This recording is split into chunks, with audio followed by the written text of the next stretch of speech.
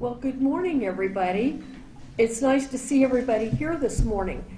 My name is Lois Herbal, and I am chairman of Oregon Trail Museum Association. And our business manager is here today, Lisa Blanco, and we are both very happy to welcome you here to this very special occasion.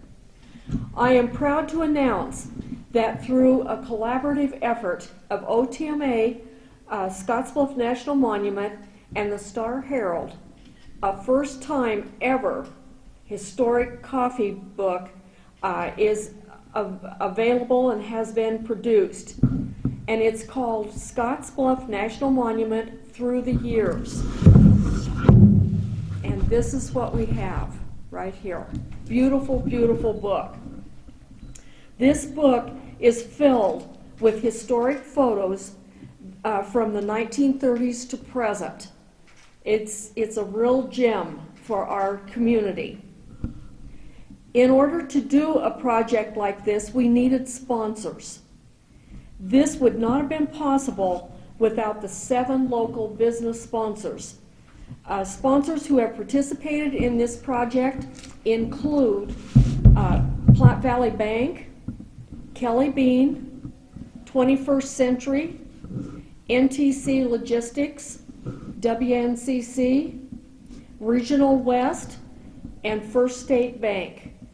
And we are very grateful to each of these sponsors for their involvement in this project. Now, at this time, I'd like to have just a few of our sponsors who are represented here today give a few words.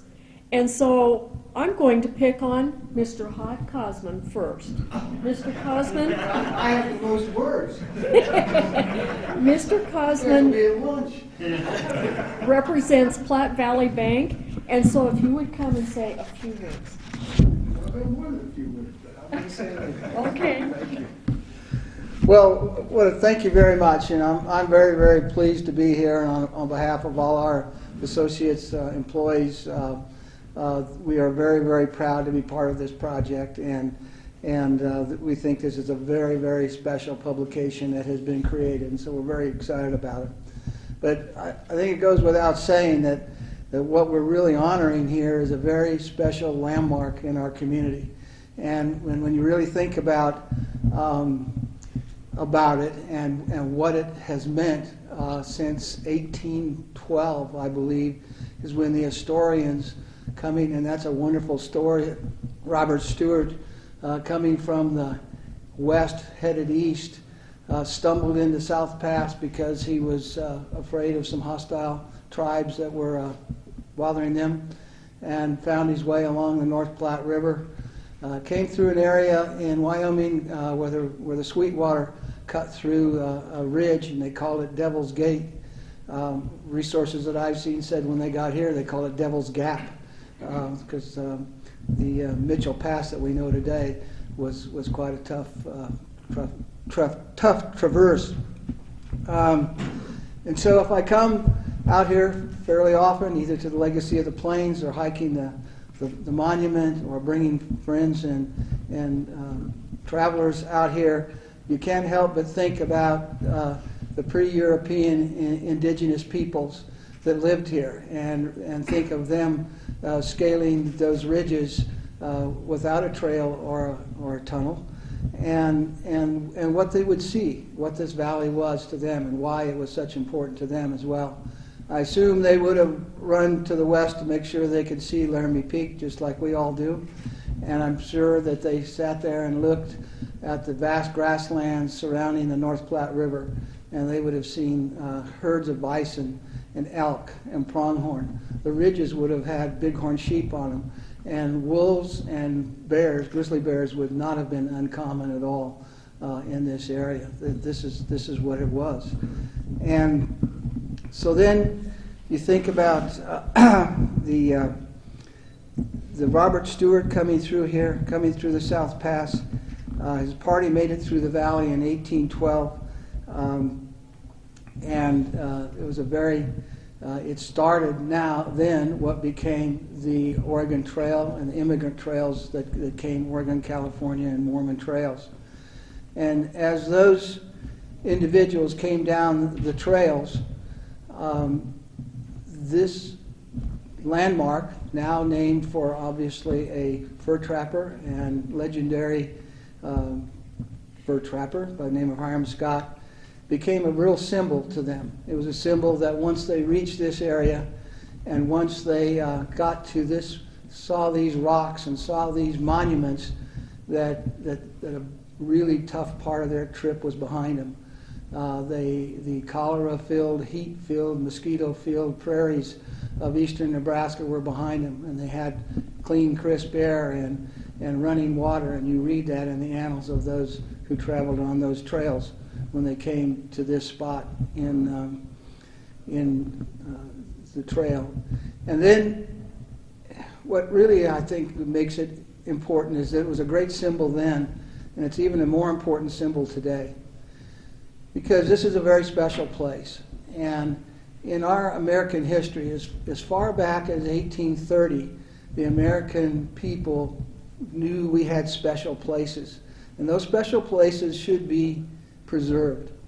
And some of our first preservation activities happened in the 1830s. By the 1870s, we had the national park movement began with both Yosemite, who at that time was a state park, and then Yellowstone. And then that continued on until the process that we became part of in 1919 as a national monument. And that's truly important, because if you think about the rest of the world and how Americans valued their special places, in the rest of the world in that time period, special places were owned by kings, queens, nobility, and despots. There was no preservation. In America, these places are owned and for and by the people. Big, big difference from where we are today, why we're here today, from the period in the whole rest of the world. So with that came the National Park Service and a group of dedicated, talented individuals who are entrusted with preserving and protecting and enhancing these wonderful special places in our country.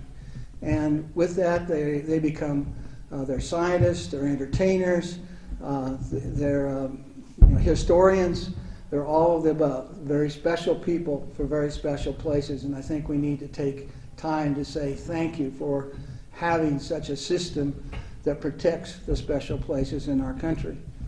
And then I think about what this monument, whether you call it the Monument of the Bluff, means to me. And every morning it welcomes me as I go to work, and every afternoon and evening it ushers me as I go home. And it changes with every season. I mean, who doesn't see this place change every season? It interprets every sunrise and sunset. You don't have to look at the sunrise or the sunset. You can look at the bluff and you see what that was reflected off of our bluff. And it's a very, very special place because occasionally it gives us an outrageous light show, which is really awesome.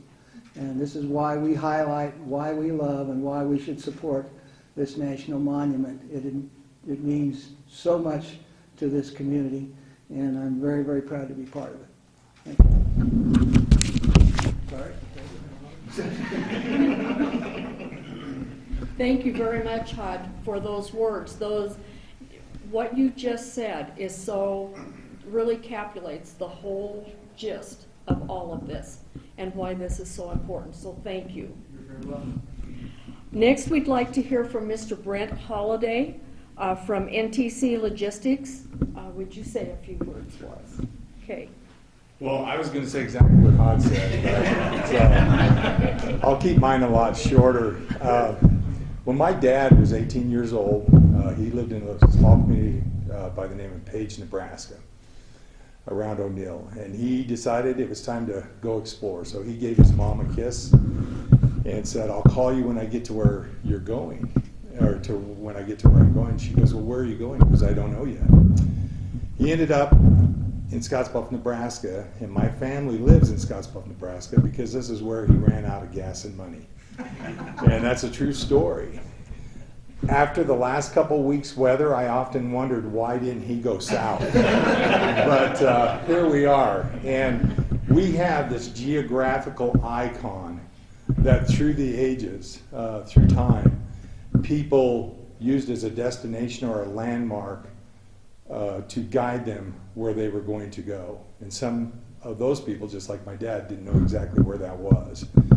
But I used to live in Gearing in a different location than I do now, and every day, just like Hod, I would drive out on my driveway and hit the highway here, and I used to say every day the monument painted a different picture for me. It is truly unique. God's creation is beautiful, but we have this, and I am so proud to call this my home. And my grandson represents the 4th generation now that's lived here and enjoyed this valley, enjoyed the people of this valley. And I enjoyed walking the monument. Did a lot of that this winter, getting prepared for a trip I was going on. You don't want to be out here at 5:30 in the morning in January because it's really dark. But every day, here again, walking up the monument, the path, it painted a different picture. One day I can remember it was foggy, and all you could see was 50 yards. And the things that I saw that day, in comparison to other days I had walked that monument, I thought, why haven't I ever noticed this before? But it's there for us to enjoy and to share with other people. As Hod said, when visitors come, it's always where we take them. We are so proud to be part of this valley, to be associated with the people in this valley, to have our business located in this valley. And so thank you to the people that took it upon themselves to create this book and run this project through. I know that a lot of time was spent on this, but it's a job well done. You should be proud of it, and I'm going to be proud to share this with friends and family. So thank you so much. Thank you very much, Brent. And we're glad your family ran out of gas and money. Thank you. And at this time, we'd like to have Mr. Owen Palm come and say a few words from 21st Century. Thank you, Lois. You bet. Well, I'd just like to recognize the collaborative efforts here of the OCM, Scotts Bluff National Monument, and Superintendent Morford, and Chief Ranger Kleitzel, and the Star-Herald. I think that public-private partnership is just a great example of what can be accomplished here when you put together a product like this. And so they really need to be commended for their efforts and their collaboration. You know, I have the privilege of living in the shadow of the monument, and as others have said, it certainly had an impact on me as I wake up every morning, and the first vision I've got is that beautiful monument there and the sun coming off of it. I think this book, again, is just a great testament to what the people in this community can accomplish when they work together. And I'm just proud that our company was honored to be part of the publication here. So thank you. Thank you very much. And you're so right. It takes a team effort. So thank you. And at this time, we'd like to have Superintendent Dan Morford come and say a few words. Dan? There'll be a few. Thank you, and I'm probably going to say that a couple of times, but it's already been addressed this morning of the uniqueness of the bluff and what it means to our community and our families. And what a pleasant surprise for our centennial celebration to have this book unveiled today and be part of the memories of our centennial year. This project is an example of the community joining hands for a common goal. This book gives you a sneak preview through pictures of the history of Scotts Bluff and its interaction with the community. There have been many people involved in the creation of this book, and with each of those I would like to say thank you. I appreciate the leadership of the Star-Herald for their vision and success, from the first phone call to all the meetings to that last edit. Lastly, Irene North spent numerous hours, day and night, in organizing meeting deadlines for this project. I believe her efforts will be realized by hundreds, if not thousands of readers across Nebraska, not only Nebraska, but across the country, as we've already had contact with some people as far east as South Carolina interested in the book. With all of that, I say thank you. Thank you, Dan. And yes, the word is getting out, and that we are having contacts from people, so we're thankful for that. As board chairman of OTMA, I am very thankful to the sponsors who have supported this project. You know, we can put a project together, but if we don't have support, it doesn't happen. So thank you very much for that support. I am pleased to have this book available to the public to help with the education and interpretation of Scotts Bluff National Monument. It is most fitting to introduce this quality book during this centennial year at the monument. This book is for sale starting today at the trailer that is the temporary visitor center that is being used for the visitor center during the construction phase at the monument. The hours for this center is 8 o'clock to 4:30 each day. And if anybody needs more information about the book or how to get the book, our phone number is 308-765-4983. Again, I would like to thank our sponsors for this, the support of this project. And I'd like to thank everybody who came to this press conference this morning. Thank you very much.